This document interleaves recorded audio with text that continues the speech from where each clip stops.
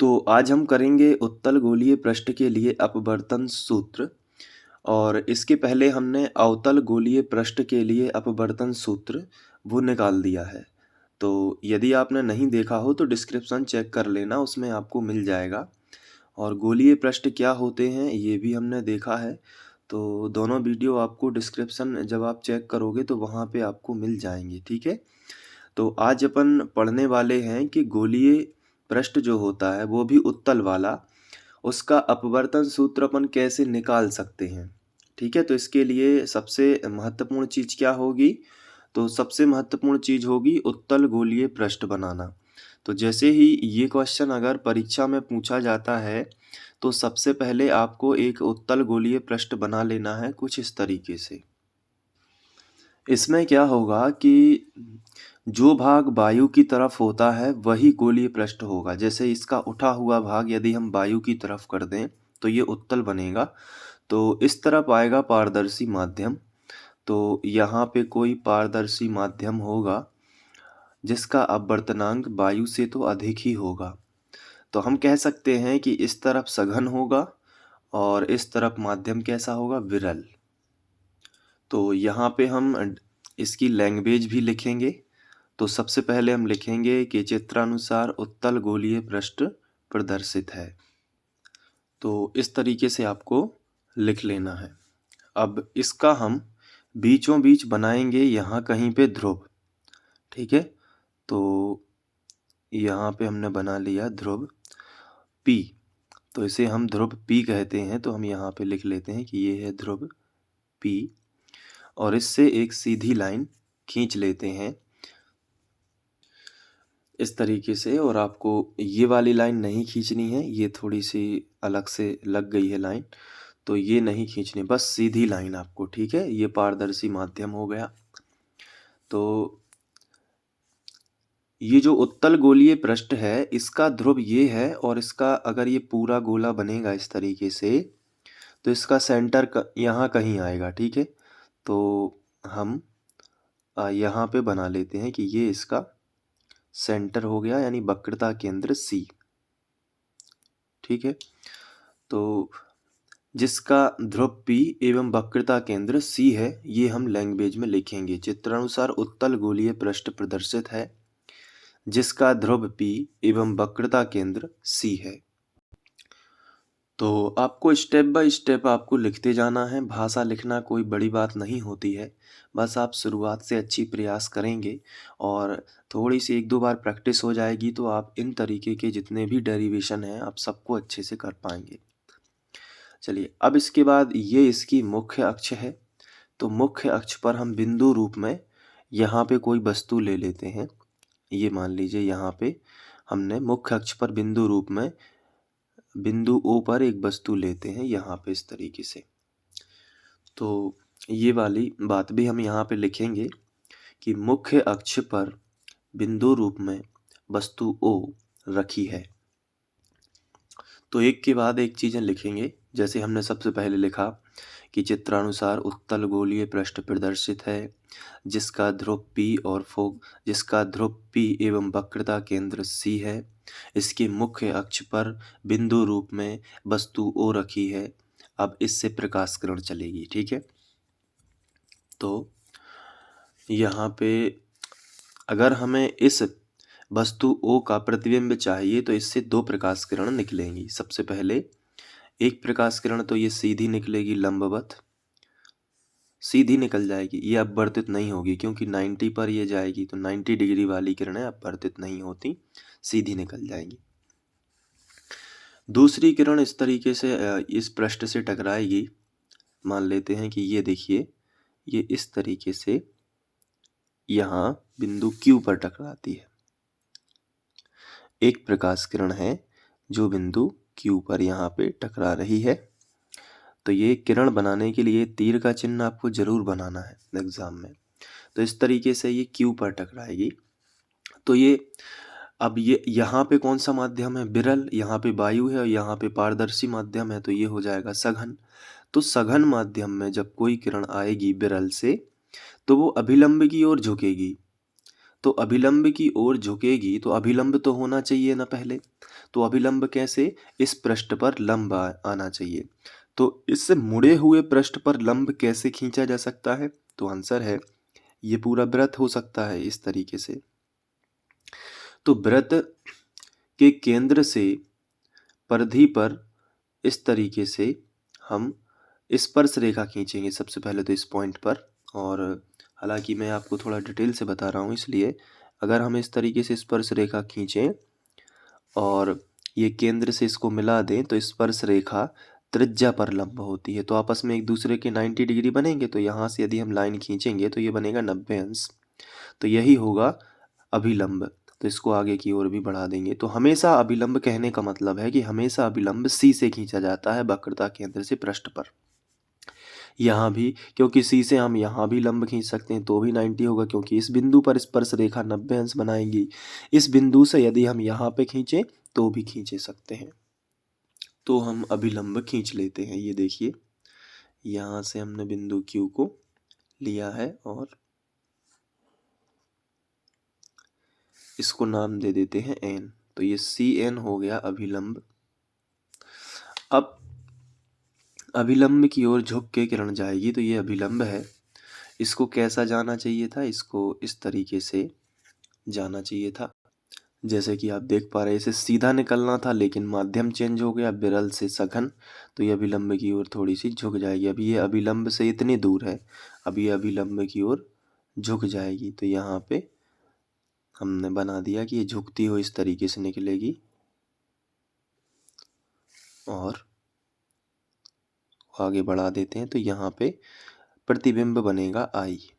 ठीक है, तो हम ये लैंग्वेज में लिख लेते हैं, यानी भाषा में, कि बिंदु ओ से चलने वाली प्रकाश किरण OQ अपवर्तन के पश्चात अभिलंब की ओर झुकती हुई QI दिशा में निकल जाती है, या इसको आगे भी लिख सकते हैं, QR दिशा में निकल जाती है। तथा दूसरी किरण, क्योंकि बिंदु ओ से दो किरणों के बारे में बात करना है, दूसरी किरण OP दिशा में सीधी निकल जाती है। ठीक है, तो क्या लिखना है आपको बताइए। बिंदु O से चलने वाली प्रकाश किरण OQ अपवर्तन के पश्चात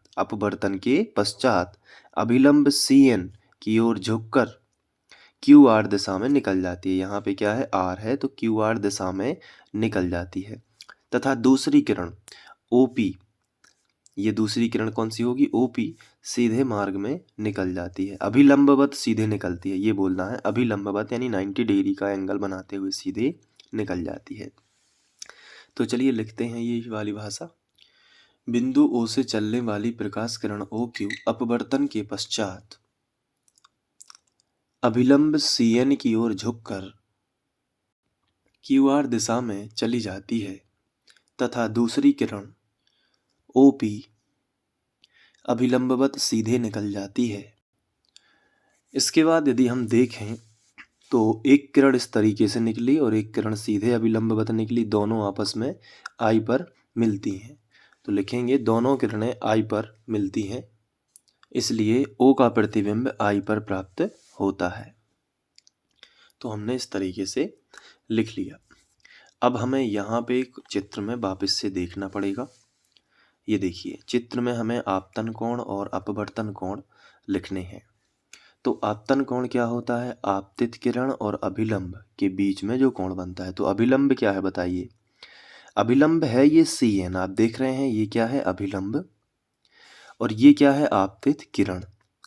तो इनके बीच में यहाँ पे बनेगा आपतन कोण I।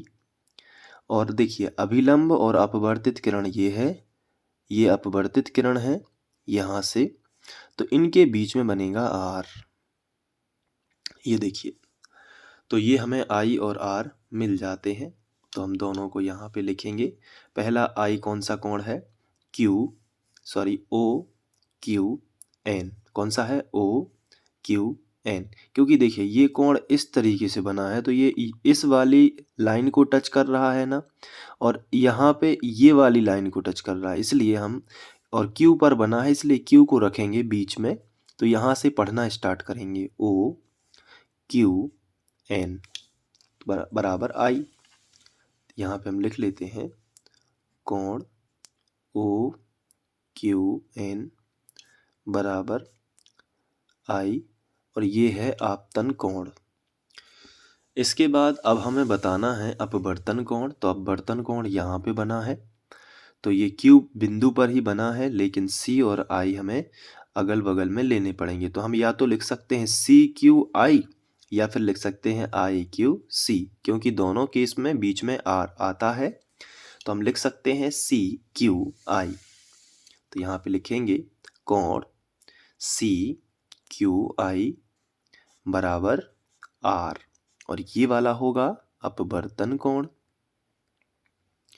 तो हमने यहाँ पे लिख लिया अपवर्तन कोण। अब हम लगाएंगे स्नेल का नियम। तो यहाँ पे हेडिंग लगाएंगे स्नेल के नियम से, और चित्र में एक बार देख लेते हैं। ये देखिए यहाँ पे कुछ एंगल बन रहे हैं। ये देखिए ये एक वस्तु वाला एंगल, तो वस्तु के लिए अल्फा और इमेज के लिए बीटा, यानी आई के लिए बीटा, ये हम, और अभिलंब के लिए बड़ा कोण रहेगा तो ये रहेगा थीटा। इस तरीके से हमने अल्फा बीटा और थीटा तीनों कोणों को रिप्रेजेंट, हमेशा वस्तु के लिए क्या अल्फा और इमेज के लिए बीटा, हमने अवतल के लिए किया है तो उसमें भी हमने यही किया है। ठीक है, तो हम ये कोण भी यहाँ पे दर्शा देंगे। अभी इनके बारे में लिखना नहीं है, अभी हम लिखेंगे स्नेल के नियम से। और स्नेल का नियम कहता है म्यू बराबर साइन आई बटे साइन आर। ठीक है, ये स्नेल का नियम है। अब यदि आई और आर के मान बहुत छोटे हैं, बहुत ज़्यादा छोटे हैं, तो साइन का यहाँ पे कोई मतलब नहीं है। तो आपको लिखना है आई और आर के मान बहुत छोटे हों तो ऐसी स्थिति में हमें क्या होना, साइन को हटा देना है। तो म्यू बराबर आई बटे आर हो जाएगा। ये यहाँ पे देखिए, तो यहाँ पर हम क्या कर सकते हैं कि आई का मान निकालेंगे तो इसके बटे कुछ नहीं तो एक मान सकते हैं। तो आई का गुणा एक में होगा तो आई आएगा बराबर म्यू का गुणा आर में हो जाएगा तो आएगा म्यू आर। इसे हम समीकरण 1 बना सकते हैं। इसके बाद हम आगे बढ़ेंगे और आई और आर के मान निकाल कर यहाँ पे रख देंगे। तो अब हम चित्र में देख लेते हैं।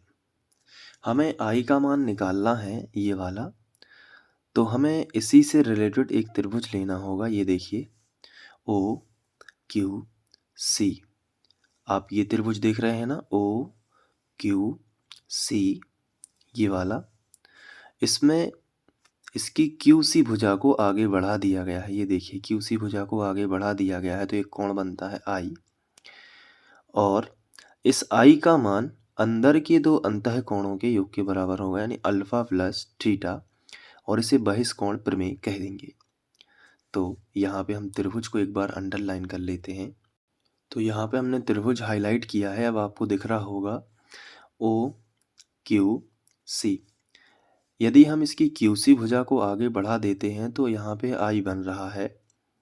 तो यहाँ पे यदि किसी त्रिभुज की किसी एक भुजा को आगे बढ़ा दिया जाए तो बनने वाला कोण अंदर के दो अंतः कोणों के योग के बराबर होगा, यानी आई का मान अल्फा प्लस थीटा के बराबर होगा। तो ये कौन सा त्रिभुज है बताइए, ओ क्यू सी। तो हम लिखेंगे त्रिभुज ओ क्यू सी में बहिष्कोण प्रमेय से, त्रिभुज ओ क्यू सी में बहिष्कोण प्रमेय से। अब बहिष्कोण प्रमेय के अनुसार जो आई का मान है वो किसके बराबर हो रहा है, अल्फा प्लस थीटा। आप देख सकते हैं जो आई का मान है वो अल्फा प्लस थीटा के बराबर हो रहा है। तो हमने लिख लिया, इसे हम समीकरण 2 बना देते हैं। इसके बाद अब हमने आई का मान तो निकाल लिया है, अब हमें आर का मान और निकालना है ताकि हम समीकरण 1 में रख पाएँ। तो यहाँ पे हम लिख सकते हैं इस चित्र के अनुसार यदि हम करें तो देखिए आर कहाँ पे बना है, ये देखिए ये बना है ना आर, और हमें इसी का मान निकालना है। तो आपको क्या करना है, ऐसा त्रिभुज लेना है जिसमें आर आ रहा हो। तो ये देखिए ये अगर हम त्रिभुज की कल्पना करें ये वाला दिख रहा है ना आपको। इसमें बाहर कौन सा कोण बना है, थीटा, और थीटा का मान r प्लस बीटा के बराबर है। तो अगर हम ये वाला त्रिभुज कंसीडर करें, ये वाला, ये देखिए, ये तो इसकी IC भुजा को आगे बढ़ा दिया गया है। किस भुजा को बताइए, IC भुजा को आगे बढ़ा दिया गया है। तो यहाँ पे क्या बना है, थीटा।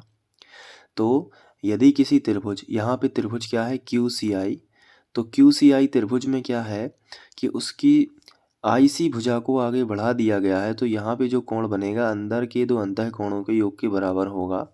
तो कौन से त्रिभुज में बहिष्कोण प्रमेय लगना है, आप बताइए। तो आंसर है CQI, इसमें लगना है ना। तो CQI जो है उसमें हम बहिष्कोण प्रमेय लगा देते हैं।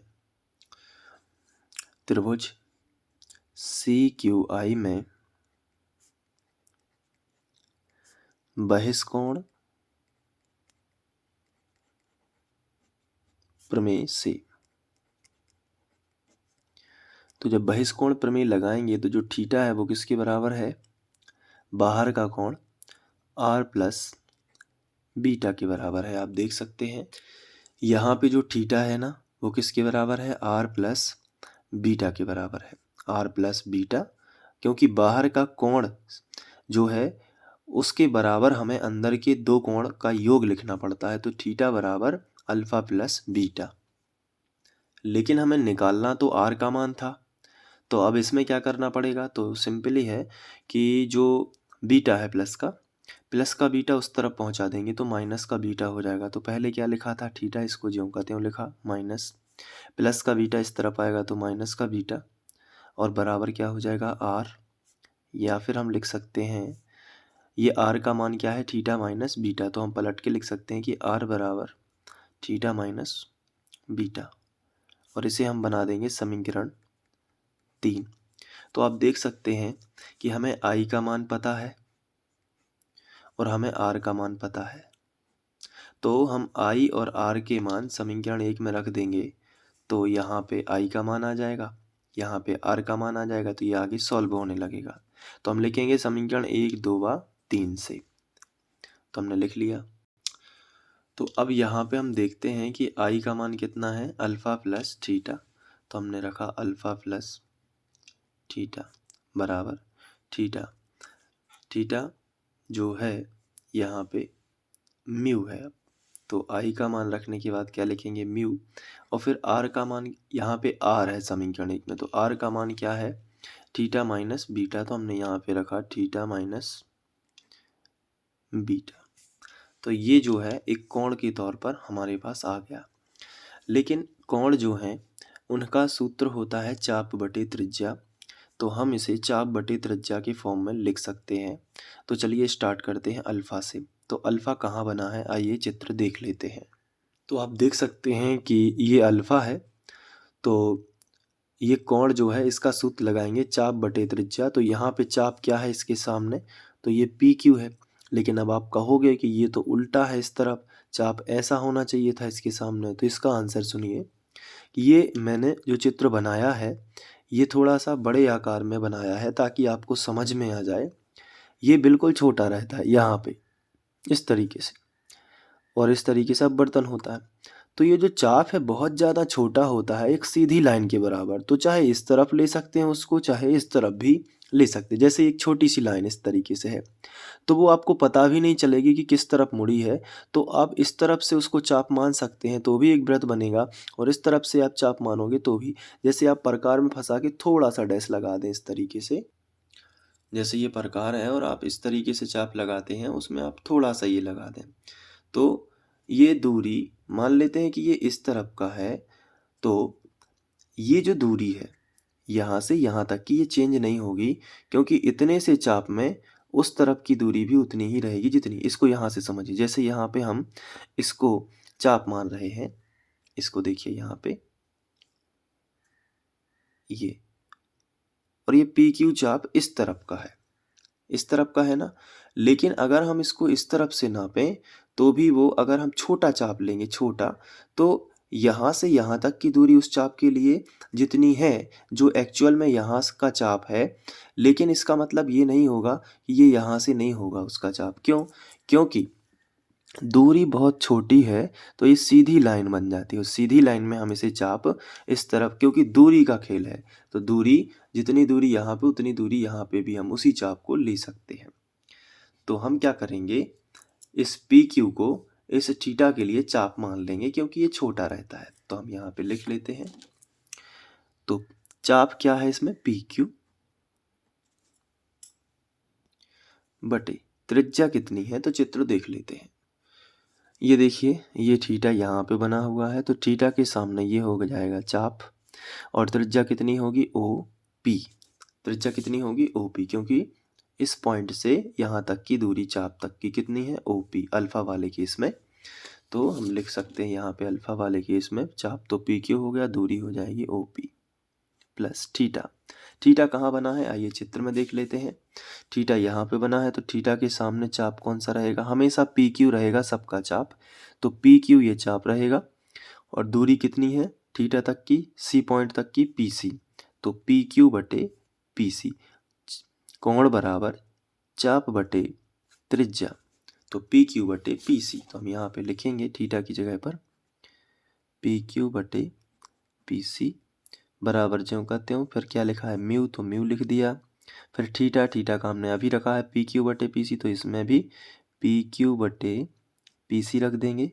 माइनस बीटा है, बीटा देख लेते हैं कहाँ बना है। तो ये देखिए, ये रहा चित्र, ये है बीटा, तो बीटा के सामने चाप तो वही रहेगा पी क्यू, लेकिन त्रिज्या रहेगी इस बार पी आई, क्योंकि यहाँ बीटा से देख रहे हैं तो बीटा के लिए भी चाप क्या है, वही है ना, ये देखिए ये वाली, ये कर्व, और त्रिज्या कितनी रहेगी, पी आई। तो हम लिख लेते हैं यहाँ पे कि चाप तो सबका सेम है, P Q P Q P Q, तो यहाँ भी क्या रहेगा पी क्यू, लेकिन त्रिज्या आई तक की बनेगी पी आई। ठीक है, ध्रुव से नापना होता है तो पी आई। ये देखिए, अब यहाँ पे पी क्यू यहाँ भी है, पी क्यू यहाँ भी है, तो हम क्या कर सकते हैं, पी क्यू को बाहर निकाल के कैंसिल कर सकते हैं। जैसे यहाँ से पी क्यू हम कॉमन निकालेंगे तो अंदर बचेगा, जब पी क्यू कॉमन निकलेगा तो यहाँ पे 1/OP और 1/PC बचेगा, प्लस यहाँ पे 1/PC बराबर, ये म्यू लिखा है तो म्यू लिख दिया। अब यहाँ से भी पी क्यू हम कॉमन निकालेंगे तो हमने पी क्यू निकाल लिया कॉमन, तो क्या बचेगा, यहाँ पे भी जहाँ से पी क्यू निकलेगा वहाँ 1 बचेगा, तो 1/PC माइनस 1/PI। अब पी क्यू और पी क्यू दोनों तरफ से कैंसिल हो जाएंगे तो क्या बचेगा, 1/OP प्लस 1/PC बराबर म्यू और 1/PC माइनस 1/PI। ये देखिए, अब इन सब के मान रख देंगे तो लिखेंगे चिन्ह परिपाटी सहित मान रखने पर। तो चलिए चिन्ह परिपाटी सहित मान रखते हैं। तो सबसे पहले रखेंगे OP का, तो OP यहाँ पे देख लेते हैं कितनी है। O से P तक की दूरी क्या है, वस्तु तक की दूरी है, और वस्तु की दूरी हम यहाँ से माइनस में मिलेगी क्योंकि हम इस तरफ प्रकाश किरण जा रही है और हम लोग ध्रुव से इस तरफ नाप रहे हैं। ठीक है, तो ये दूरी कैसी रहेगी, वस्तु तक की दूरी कहलाती तो U है, वस्तु की दूरी क्या कहलाती है, U, और वक्रता केंद्र तक की दूरी कहलाती है वक्रता त्रिज्या R, PC का मान रहेगा R, और प्रतिबिंब जहाँ बना है प्रतिबिंब की दूरी कहलाती है V। ये देखिए, तो वस्तु की दूरी U और प्रतिबिंब की दूरी V और वक्रता केंद्र की R, लेकिन यहाँ पे जो ध्रुव है, ध्रुव से वस्तु तक की दूरी U तो रहती है, लेकिन यहाँ पे रहेगी -U, क्योंकि प्रकाश इस डायरेक्शन में है और हम दूरी कहाँ नाप रहे हैं, इस डायरेक्शन में, हमेशा ध्रुव से नापते हैं ना, तो ध्रुव से इस तरफ जाओगे तो माइनस में जाओगे क्योंकि प्रकाश किरण इस तरफ आ रही है, और ध्रुव से इस तरफ जाओगे तो ये सब प्लस की दूरियाँ हैं। ठीक है, तो हम OP कितना लेंगे, -U, तो हम यहाँ पे लिख लेते हैं कि 1/OP हो जाएगा -U प्लस 1/PC। PC क्या है, चित्र में देखिए एक बार आप, PC ये है, देखिए P से लेके C तक, तो ये रहेगी R, तो हम इसको बनाएंगे +R क्योंकि ये उस तरफ है, बराबर ये म्यू, इसको हम अभी ज्यों का त्यों लिखेंगे 1/PC। PC का मान फिर से हम वही रखेंगे जो यहाँ पे है, PC का मान R माइनस 1/pi। पी और एक बार देख लेते हैं। यहाँ से देखिए पी से लेके आई तक की दूरी प्रतिबिंब तक की दूरी है ना, तो ये रहेगी भी और ये पॉजिटिव रहेगी क्योंकि इस तरफ है, तो यहाँ पे हम पॉजिटिव भी ले लेंगे। अब इसके बाद हम म्यू का गुणा इन दोनों में कर देंगे, तो यहाँ पे तो रहेगा -1/u प्लस 1/r बराबर म्यू एकम म्यू और बटे क्या रहेगा आर माइनस म्यू का गुणा एक में होगा, यहाँ पे भी म्यू आ जाएगा बटे क्या रहेगा भी। अब आर आर वाले एक तरफ कर लेते हैं, तो बेसिकली हम क्या करेंगे, इसको इस तरफ पहुंचा देते हैं और इसको इस तरफ ले आते हैं। तो जब हम माइनस वाले को इस तरफ लेके आएंगे तो ये प्लस में हो जाएगा, तो प्लस वाले को पहले लिखेंगे, तो म्यू बटे भी और ये माइनस 1/u पहले से था और ये पहुंच गया इस तरफ तो प्लस में हो गया और ये पहले से था बराबर। अब इस तरफ ये पहले से है तो इसको हम ज्यों का त्यों लिखेंगे म्यू बटे आर, और ये जो प्लस में है इसको इस तरफ ले आएंगे तो ये हो जाएगा माइनस में 1/r। आया ना समझ में? सबसे पहले देखिए क्या किया हमने, ये देखिए आर आर वाले एक तरफ करना है तो इसको हमने ज्यों का त्यों लिखा, इसको बस इस तरफ ले आए। उसी तरीके से ये यहीं लिखा रहा, देखिए माइनस का ही है, बस इसको इस तरफ ले गए। तो अब हमने इसका क्या मतलब हुआ, इसको हम अभी ज्यों का त्यों लिखेंगे म्यू बटे भी माइनस 1/u और यहाँ पे हम एलसीएम ले लेंगे आर। तो जब एक सा है ना आर तो ऊपर का ज्यों का त्यों आ जाता है, यानी म्यू -1, ये देखिए। और इसको या फिर हम ऐसे भी लिख सकते हैं कि इसको इस तरफ लिख लिया म्यू -1/r बराबर म्यू बटे भी -1/u, और यही हमारा अपवर्तन सूत्र हो जाएगा उत्तल गोलीय पृष्ठ के लिए। तो हम यहाँ पे लिख सकते हैं कि यही उत्तल गोलीय पृष्ठ के लिए अपवर्तन सूत्र है। अब आप चाहें तो इसे बिल्कुल पूरा का पूरा ज्यों का त्यों अपनी कॉपी में लिख सकते हैं और एक बार प्रैक्टिस कर सकते हैं। तो आइए मैं आपको एक एक शॉट दिखा देता हूँ। तो सबसे पहले आपको चित्र बना लेना है अच्छे से। आप वीडियो को रोक कर करके यहाँ पे लिख सकते हैं एक एक चीज़, क्योंकि स्क्रीनशॉट यदि आप लेंगे तो थोड़ा सा ये भी हो सकता है कि ज़्यादा से ज़्यादा आप शॉट ले पाएँ, लेकिन मैंने जूम आउट फुल कर दिया है, ये देखिए।